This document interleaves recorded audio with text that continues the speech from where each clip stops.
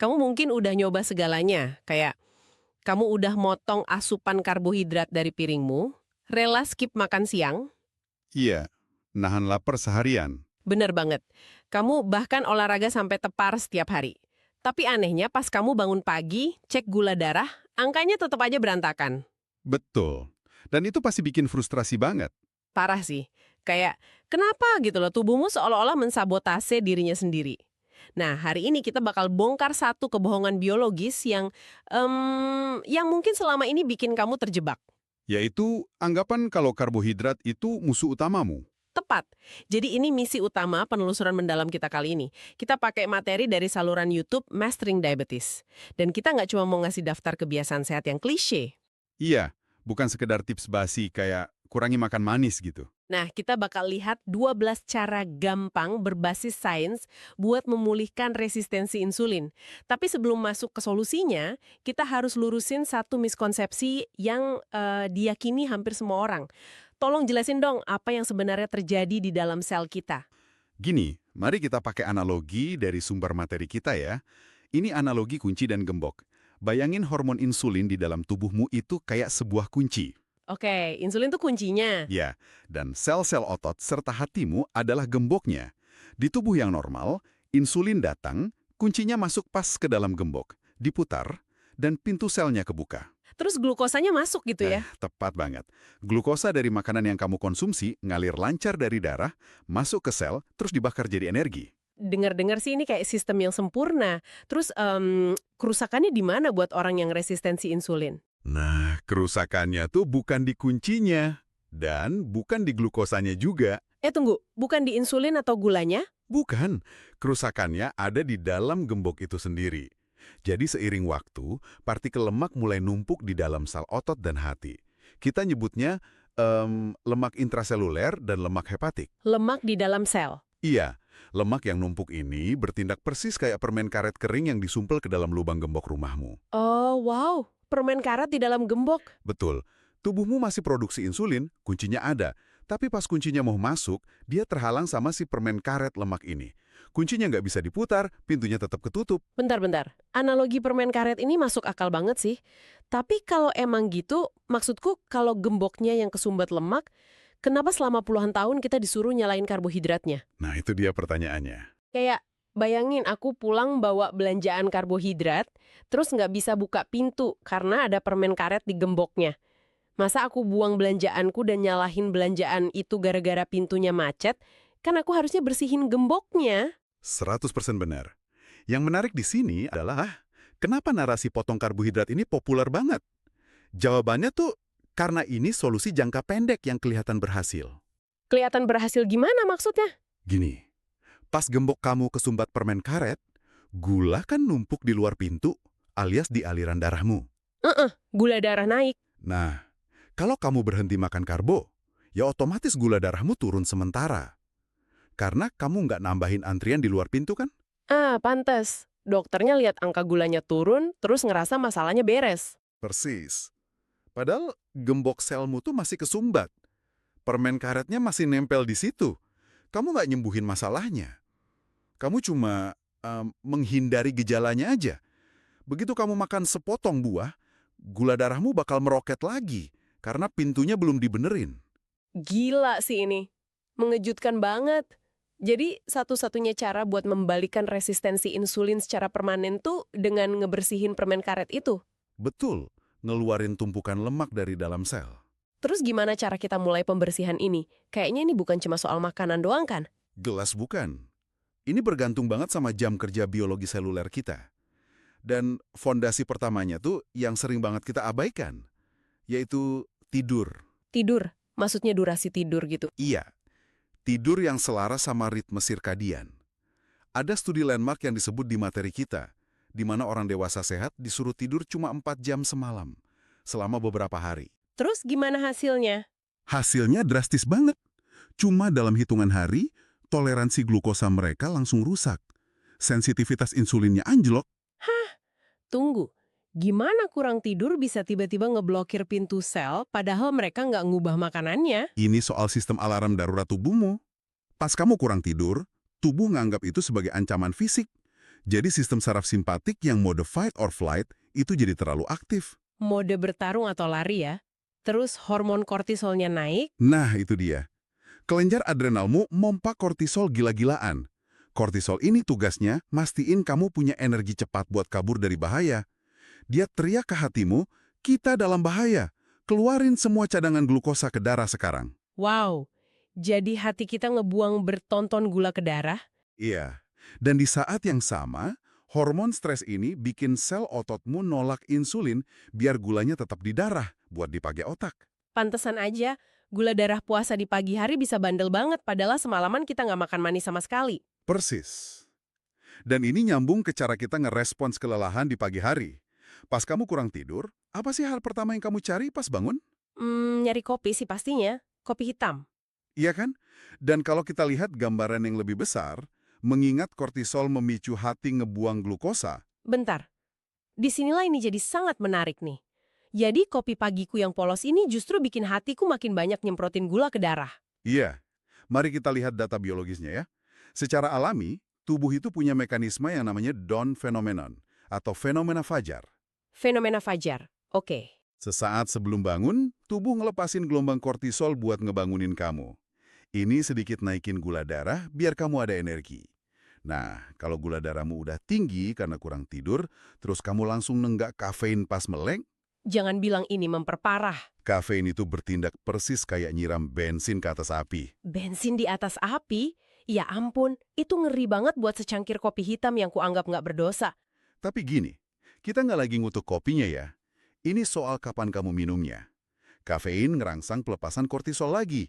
Kalau kamu minum pas kortisol alaminya lagi puncak-puncaknya, kamu ngasih sinyal stres ganda ke hati buat ngelepasin lebih banyak gula. Jadi gimana cara ngakalinnya? Gampang, tunda aja kafeinnya.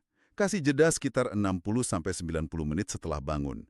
Biarin hormon stres alaminya turun dulu, baru deh minum kopimu. Oh, oke. Tunda sejarah atau sejam setengah ya? Masuk akal sih. Terus gimana dengan ujung hari kita?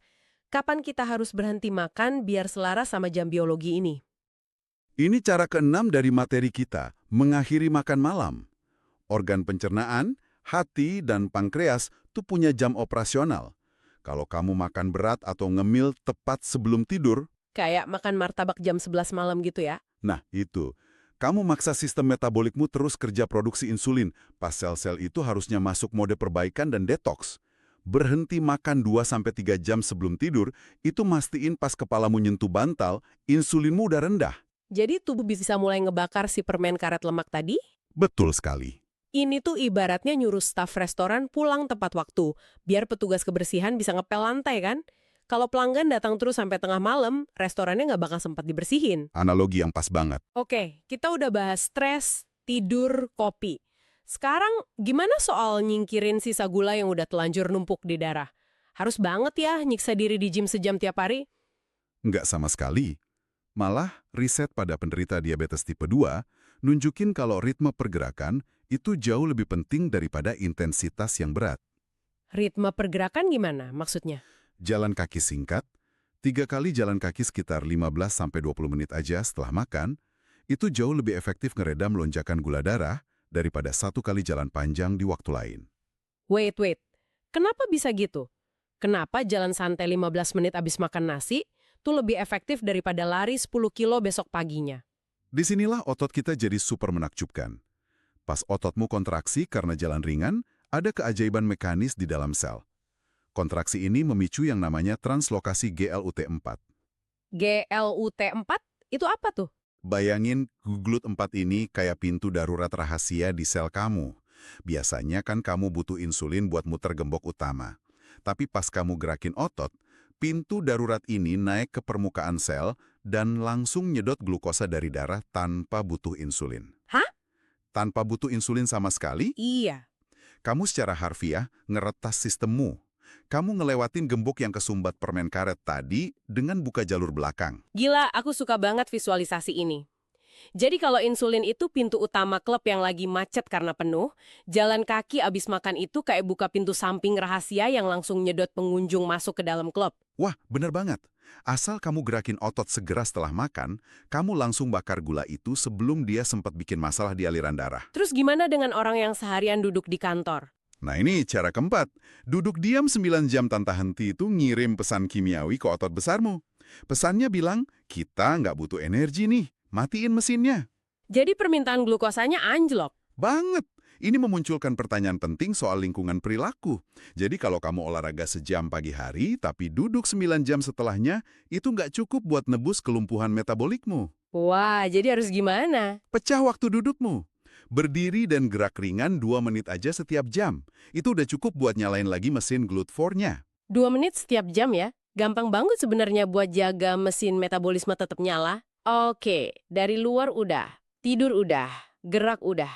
Mari kita bahas piring makan kita nih. Nah, ini bagian yang paling sering bikin orang debat. Iya kan, di materi disebutin soal makan malam rendah lemak jenuh. Kalau aku jadi pendengar yang skeptis ya, masa iya gula darah pagiku yang tinggi bukan gara-gara nasi semalam, tapi karena ayam goreng berlemak yang kumakan bareng nasi itu.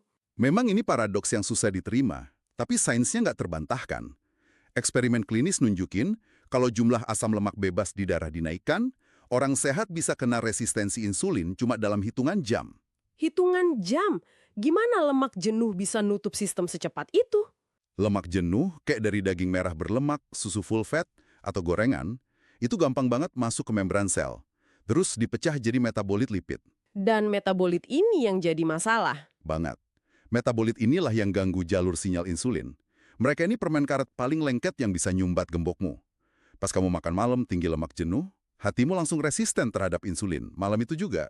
Terus hatinya kebingungan gitu ya pas kita tidur. Iya, hatinya gagal paham kapan harus berhenti produksi glukosa.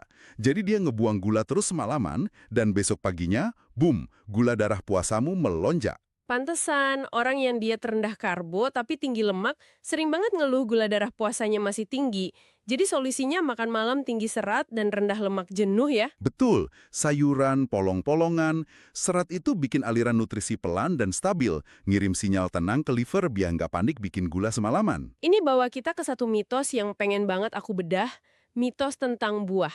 Ah, iya, cara ketujuh, memulai hari dengan buah. Dari kecil kan kita sering ditakut-takutin. Awas, jangan makan mangga atau pisang, itu kan gula semua.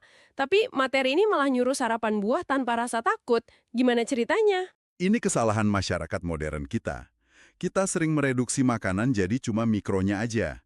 Nuduh buah cuma sebagai karbo atau gula. Padahal studi observasional nunjukin konsumsi buah utuh itu berkorelasi sama penurunan resiko diabetes tipe 2. Oh ya, tapi bukannya gula di buah sama aja kayak gula di permen? Bukan molekul gulanya yang beda, tapi paket distribusinya. Buah utuh tuh keajaiban biologi. Dia tinggi air yang ngasih volume dan punya struktur serat utuh.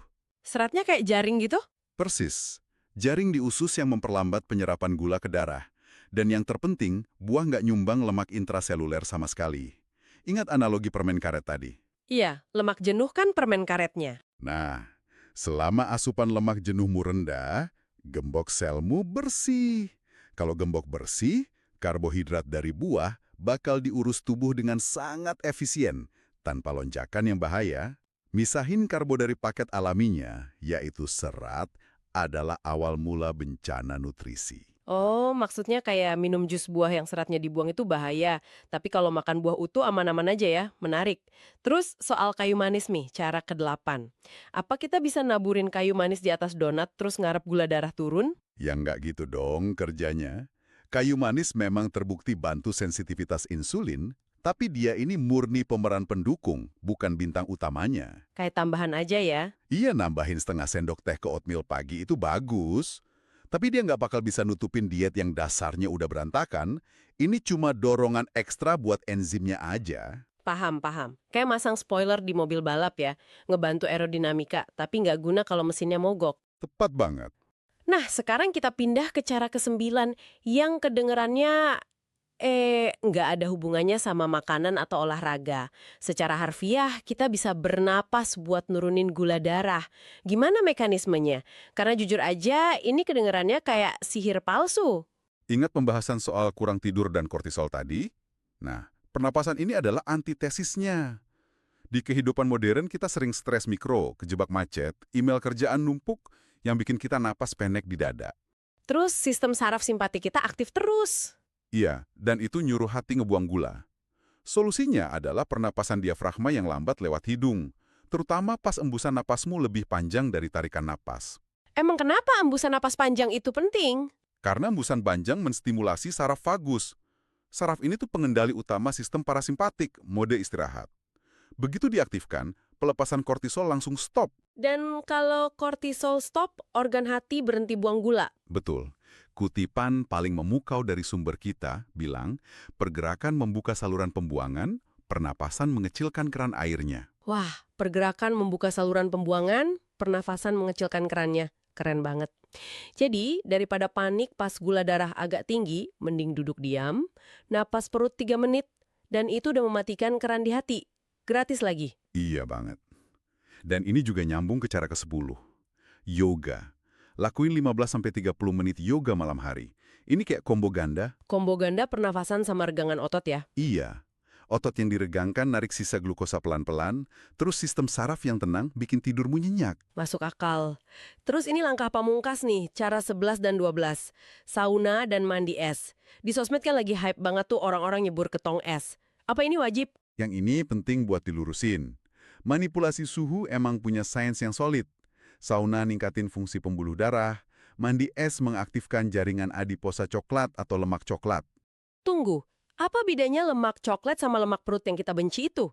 Kalau lemak putih biasa itu kan buat nyimpen energi. Nah, lemak coklat ini fungsinya ngebakar energi buat ngehasilin panas tubuh.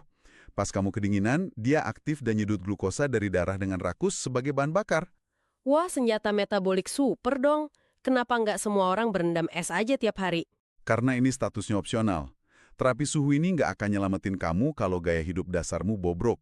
Kalau tidurnya cuma 5 jam, makannya ayam goreng terus, duduk seharian terus nyebur ke bak es.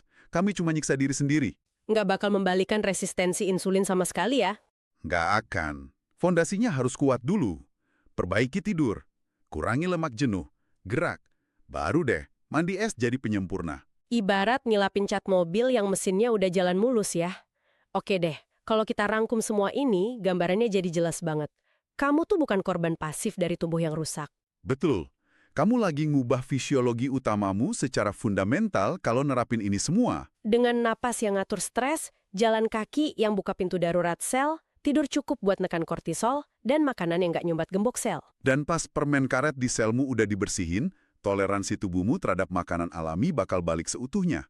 Nah, pendengar, apa artinya semua ini buat kamu? Artinya, nggak ada yang salah sama dirimu. Metabolisme kamu cuma lagi beradaptasi sama lingkungan yang kamu kasih. Ubah lingkungannya, selesain masalahnya dari akar. Setuju banget. Sebagai penutup, aku mau ngasih satu pemikiran provokatif buat direnungkan. Kita udah ngomong panjang lebar soal tidur di ruangan gelap, soal suhu ekstrim, soal keharusan mutlak buat terus gerak. Coba pikirin lagi gaya hidup modern kita sekarang. Duduk seharian di ruangan ber-AC ya. Iya, duduk di kursi empuk seharian, AC yang suhunya nggak pernah berubah, terus natap layar terang benderang jam 2 pagi. Ini tuh kebalikan yang paling sempurna dari apa yang diharapkan sel dan DNA kita selama jutaan tahun evolusi.